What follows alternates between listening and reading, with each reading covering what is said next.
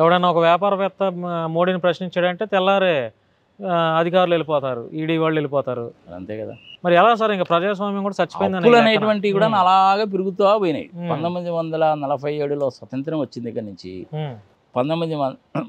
మొన్నటి దాకా మోడీ గారి హయాం వచ్చిన తర్వాత కూడా అప్పులు ఎంత అని చూస్తే స్వతంత్రం వచ్చిన దగ్గర నుంచి మన్మోహన్ సింగ్ గారు దేశానికి ప్రైమ్ మినిస్టర్గా ఉన్నంతకాలం టోటల్గా కేంద్ర ప్రభుత్వం అప్పు అనేటువంటిది 55 లక్షల కోట్లు.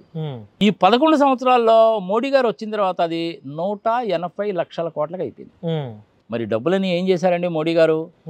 అడగడానికి వీల్లేదు. అర్బన్ నక్సలైట్ చోటేమటే గ్యాంగ్ మళ్ళీ వచ్చే అవకాశం 90 లక్షల కోట్లు ఎప్పుడు చేస్తారండి మోడీ గారు? మళ్ళీ ఇదే మాట. అప్పులు ఎందుకు చేశారు? ఇదే మాట. నువ్వు ఏదైనా అడుగాక ఇదే మాట. 4వసారి మళ్ళీ డిమానిటైజేషన్ అన్నారండి, బయటకు వచ్చేస్తున్నాయి అన్నారు. చివరికి ఏమైందండి మోడీ గారు? 9,900 కోట్లు మాత్రమే, లెక్క తేలడం లేదని ఆర్బీఐ వాళ్ళు చెప్పారు కదా.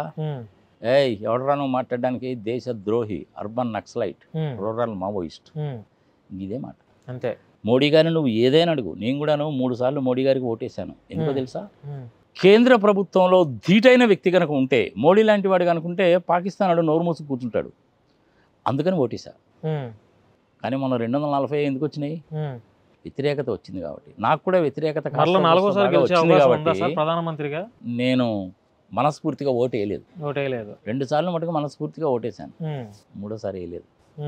2014లో 2013లో 14 ఎలక్షన్ జరుగుతుంది.